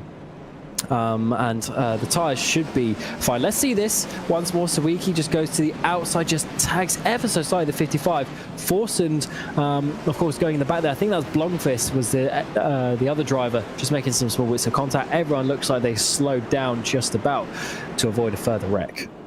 Yeah, so that was lucky as Shu comes into the pit lane again with just under just over 8 minutes to go. There was damage maybe on the rear end of that car to tend to. Which may be the reason for it, but yeah, I mean, Helm got away with one, and I think Forsund was the unlucky one throughout that incident. That's fair to say. I mean, does that make Helm still the favourite for this race from 5th position? It may be. I think the way he's played this one has been very, very strong, and strategically anyway, he's played this race very strongly, and so he's still in a good place to win from here, but it's going to be tricky. I mean, it's going to be tricky for whoever wins, to be honest. At this stage in the race, any restart could be the last one, to be honest, and this next one could be, and so good the one after that, or the one after that. You know, it's within that stage of the race now, especially with the time limitation. So Dan Holmer, he had 2 poles last season and 2 wins. He finished 6th overall in the standings. We had 13 top 10s as well, which is a very good result. And in general, was just a strong candidate last year. Of course, that was with Bright Esports. He's moved over to Simrace Sweden, along with the 112 behind him, Fredriksson. He's also moved over, having been in 4s last year. So it's a new team for both of the drivers, and they are coming in strong. Oscar Fredriksson didn't get a win last season, but he did get 4 top 10s. So this would be one of his better results in this series. So it's looking good for a driver maybe you know, less so successful in this series to try and get a win. Of course, their teammate Ericsson, Jesper Ericsson, that was disconnecting or whatever technical issue it was, of course, is stopping him from winning this race, but that doesn't mean one of his teammates can't do so. We've got the 55 in behind, who's also looking very strong despite being involved in that wreck that has brought out this caution. 6 minutes remain. We've got enough for 24 laps of action. And can they go green? But I don't think so, because everyone is fighting so hard to get this win. Second round of the Bohlin Svenska Eracingligan. We go green once more with exactly 6 minutes remaining on the clock. We're not going to get the lap count, but just how many will there be? Oh, not many. Sawicki, very nearly spinning already, and the caution out immediately. I mean, barely, meters made, and Helm is the one, I think, who's brought it out by spinning off of turn 2. And unfortunately, the 6 had to come down pit road there. He didn't have a choice. And that is not going to be the ideal situation. So the 55 and the 6, 2 cars who you could put, you know, some money on winning this race. And they're now basically both going to be out. The 6 very slow there. Very, very slow indeed. Coming through turn 1 and 2. Was he coming in the pit road anyway? Something like that. He was way too slow on that inside line. Surely that's got to be some sort of issue. I don't know, really. I think that may just be the line, and then eventually he's forced to come into pit lane and so has to slam on the brakes. He is going rather slowly, I suppose, isn't he? I can't tell. I would be going against going for no. He wasn't coming for pit lane, because it would be strange to do immediately off the restart, but it is possible because the speed difference was very large. Yeah, I'm just not 100% sure with what we saw there. Obviously not to say that he was doing anything on purpose, but he was just doing way slower speeds than the 2 cars, because you also had the car on the outside that was Blomqvist as well in the 487, basically doing the same speed as Helm. So interesting one there. Interesting one indeed for these stewards to look at. That's going to be a fun night for Linus Broström, who he himself has got back up into that 6th place. Remember, he's on the freshest tyres, 52 laps fresher than Dan Holmer. But in the 4 minutes remaining, is there going to be enough green flag laps to get those positions? There really aren't going to be very many green flag laps. Let's have a listen in here. Trying to decide from the revs. I think he wasn't going in pit lane, that's for sure. I think he was just being slightly overly cautious. Maybe, but I mean, that was very, very cautious. Yeah. If it is. So I'm puzzled by that, to be honest. I really don't know. how to call that at all. It's strange for sure. It's taken them both out the race as well. They're both well outside the top 10 now, and all of a sudden this race is wide open. I think the track position all of a sudden has become a very big factor here, and has become something that you can hang on to the very end, and Homer might well be able to do that. There won't be very many laps now. This may well be the last restart. Yeah, what a shout by SimRace Sweden to get their drivers in position, and it really helps if they've got a 1-2 as well. They can really just control that that situation, and it's really actually a 1-2-3 as well, with Blomqvist in behind now. There's Jokka in the 34 machine. I think he'll be a bit disappointed to not get at least a top 5 results from the speed that he showed early on, but he did struggle. When we had that long 60-lap run, it did show he didn't have the tyre wear compared to everyone else, really dropped down. As of course we're seeing the drivers now get themselves into position for another restart. So the lights go off on top of the pace car, and I reckon there'll be about 9 laps to go when they get to the line. It's not inconceivable that they can make it the whole way with just 9 laps, because that's been around the average length of a run. Although I say that, we haven't reached 9 laps in a run since the 9th run of this race. This next one will be run number 18. 18. Wow. What a track Bristol is. We came here for round 3 last season. Round 2 it is this time around, and it is 2 SimRace Sweden cars at the front of the grid. 2 minutes remain. Are they going to be under green flag? Let's go racing once more. The Lagerkungen 300 is underway for potentially the final time. The top 2 get away amazingly as Hogman is really trying to chase them down with Brewstrom. They're on fresher tyres than the top 2. Is there enough laps for them to get this race win? It looks like the 2 teammates are going to work together to the end here. Homer might well just be helped to victory by Oscar Fredriksson, who's fought so hard for this race lead so far in this race. Now he's got to fight to keep Hogman back for as long as possible. Minute and a half to go. Should be 6 or 7 laps. Yeah, this is looking good for them, but the 12 has try to look in the mirror, because he has definitely a bit more grip in the corners. Helm is making his way past Forsen in the background for P8, but this battle for P2 is going to be getting tight. Brewstrom has lost a position to Tier. Tier's also on the fresher tyres in that same way. The 12, is he going to get the up and under? He was only 2 laps down, by the way, Tier, only about 50 laps ago. What a great recovery for the 49. As we look at Helm still running through the field, he's got some of the best tyres of anybody. Pfeffer back on the lead lap as well. Those who were off the lead lap until very recently have suddenly got onto it and are starting to gain big positions inside the top 10. Marcus Hogman plus 29, Pfeffer plus 24 in this race at Bristol. What a crazy one. 40 seconds remain, just a few laps, and it is looking very nice as Forsen somehow still inside the top 10.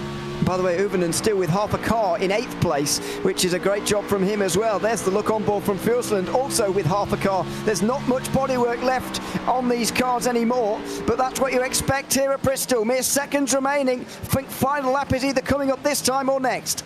And Holmer's got a bit of a gap. He's got half a second to his teammate, and white flag is going to come out, and it is looking good for Dan Holmer. He and his SimRace Sweden teammate, they're going to be coming around the final corner. Helm goes around for another time, but it looks like it's going to be Dan Holmer to come across the line and win the second race of the Bohlin Svenska Eracingligan. The Lagerkungen 300 goes to Dan Holmer in the 79 machine. And in the end, that 8-lap run to the end was enough for SimRace Sweden to exercise their team advantage. Fredriksson's got to take a lot of credit for the way he raced today as well, fighting so hard for the lead early on for himself, then holding on to second place to help his teammate to victory. This is a proper team victory here at Bristol that allows Dan Holmer to not only secure a win and bump everyone else, but place in the playoffs as well.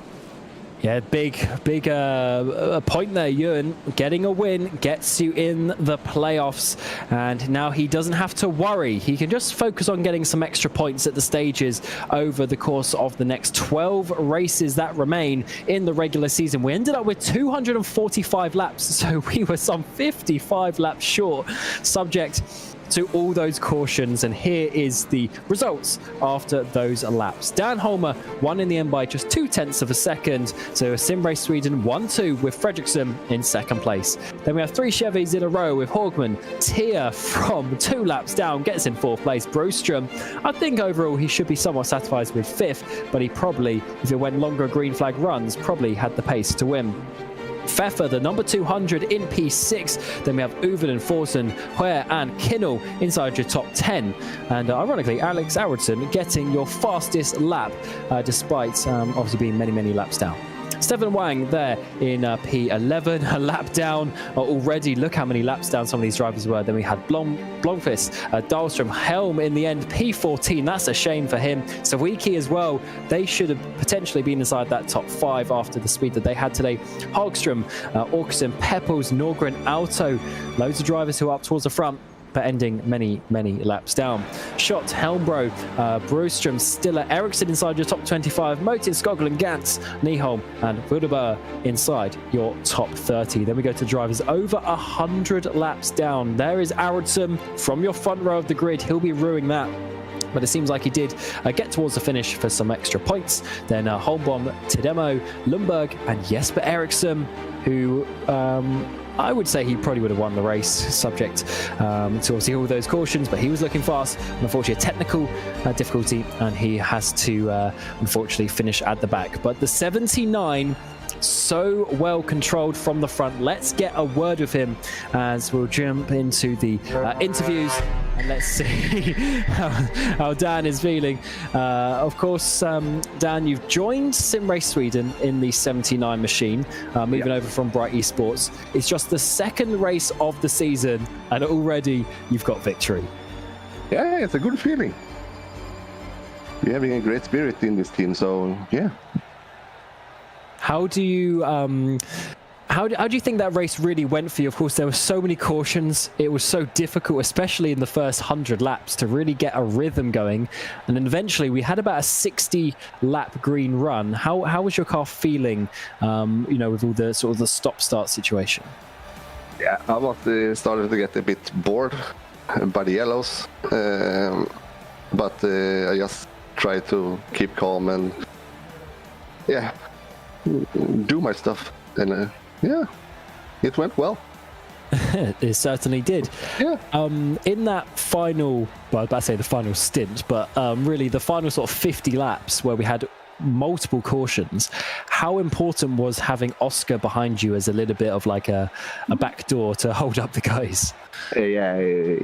Oscar did a great job being back there and holding the other guys back, so I can get the gap. We talked about it in the chat, so yeah, he was a very important person, driver race this race. Yeah, it was a very nice race for you, so congratulations, Dan, for your victory, and we will see you in the playoffs. Yeah.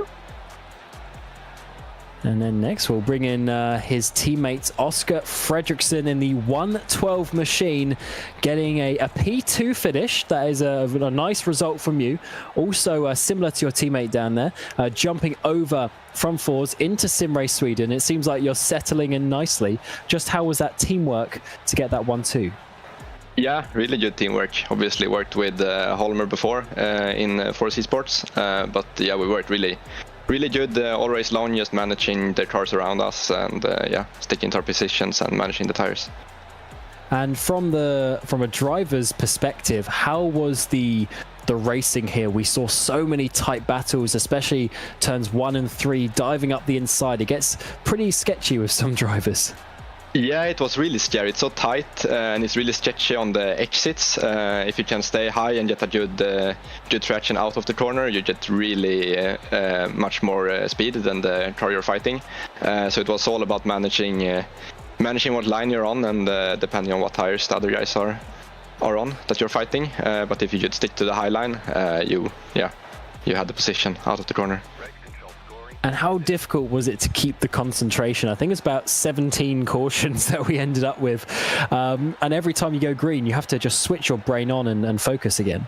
Yeah, I felt like the cautions helped. It's really intense to drive here with the high bank and the high speed for such a short and bumpy track.